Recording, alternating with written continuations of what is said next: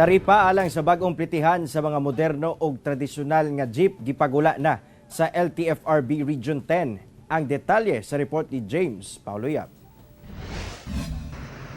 Sukad Miyerkules, gipagula na sa Land Transportation and Franchising Regulatory Board 10 ang taripa alang sa bagong plitihan para sa moderno ug traditional jeepney sa Cagayan de Oro City. Kini human nga giaprubahan sa LTFRB ang dugang singil sa plitihan kaniadtong July 1. Gikan 9 pesos, mahimo ng 11 pesos ang minimum nga plitihan alang sa mga traditional jeepney ug 13 pesos na alang sa mga modernong jeep. Sumala sa LTFRB 10, igo lamang nila gipatuman ang resolusyon sa LTFRB nga dungagan og 2 pesos ang singil sa plitihan sa Region 10. Mao na ang resulta sa petition for increase of fare sa atong transport group din sa Region 10, Cagayan de Oro City.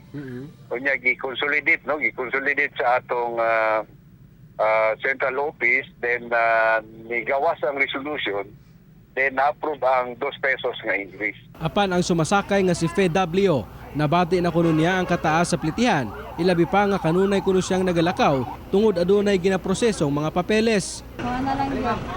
Dili importante, dili ka lang mo lakaw. Mapasalamat usab ang PUJ driver nga si John Michael tungod wala kuno sila kalimti sa gobyerno ug gidungog kuno ang ilang mga mulo. Panghinaot niya nga mapadayon na og ubos ang presyo sa petrolyo. Salamat sana na piso may nalang na makatigong. Karong nagapadayon paghihapon og lihok ang presyo sa produktong petrolyo. Ang mga sumasakay ang mas labing apektado.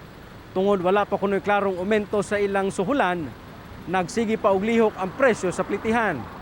Pusa ang ilang panghinaot karon nga unta mag-stabilize na ang presyo sa produktong petrolyo aron dili na sab kuno apektado ang presyo sa pliti. Kauban si Jade Gavas sa kamera. Ako si James Pauloyap para sa One Mindanao.